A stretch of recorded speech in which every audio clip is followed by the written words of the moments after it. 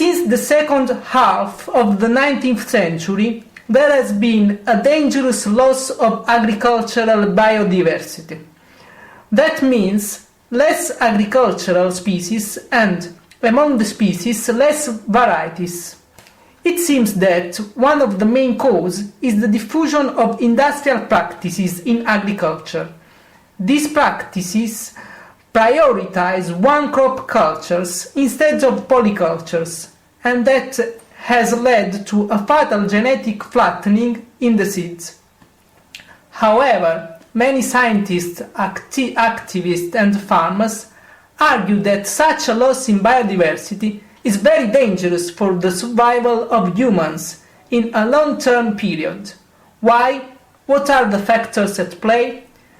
Pat Mooney, co-founder and executive director of the ETC Group, a civil society organization that monitors the impact of new technologies on the most vulnerable people in the world, is here to explain us more about the phenomenon.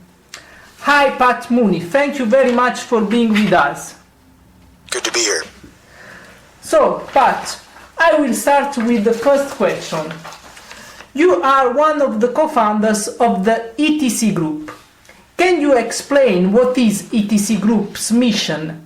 What are the topics it is currently more focusing on? And finally, in which way it carries out its mission? Sure.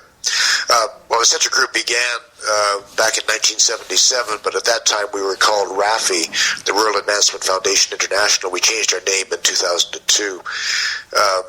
But most of our work initially, and still even today, is focused on agriculture and agricultural biodiversity, the impact of agricultural biodiversity on marginalized peoples, both producers and consumers.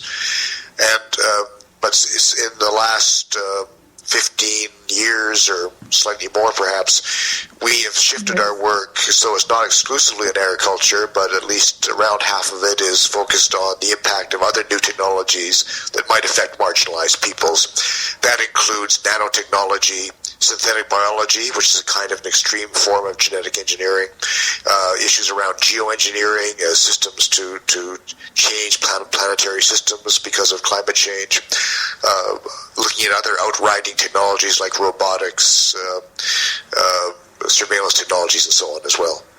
So it's a wide range of issues, but again, probably still half of our work or so is around the issues around agrobiodiversity.